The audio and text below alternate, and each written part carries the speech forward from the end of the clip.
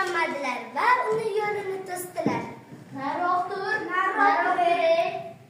Akalar, nima qilyapsizlar? Oldin baxt ekanligini isbotlasin. Ha, isbotla. Balki shunday deb aldayotgandirsan. Istagan narsangizni tilang. Men uni bajaraman.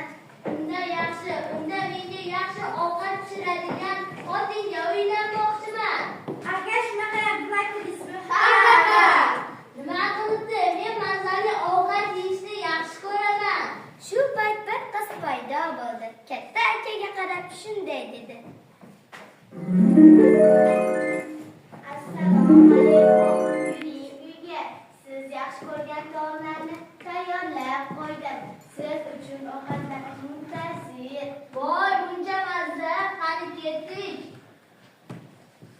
Katta aka qizni olib yugurib ketdi. Unda menga ham juda ko'p ovqat bo'la qolsin. Juda ko'p. Tilagingiz bajariladi. Shu payt yo'lda Voy dahshat, shuncha oltin. Bar meniki. Aka tillami nariroqdir, bar meniki. Hech kimga bermayman. Aka, qayerga ketyapsiz?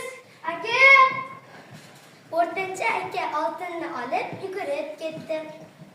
Menga qo'lingni ber, men seni tortib olaman. Baxt uni qo'lidan tutishga shoshilmadi va ishonmay so'radi.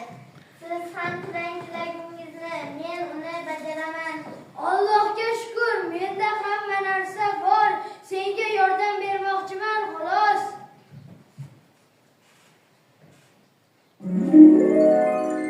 Baxt yer yuzidan nur socha boshladi. Sizga rahmat, men bu yerda qolib ketamanmi deb qo'rqgan edim. Siz doirak, qo'rqmas, oliyjanob ekansiz. Har doim yoningizda qolishimga ruxsat bering.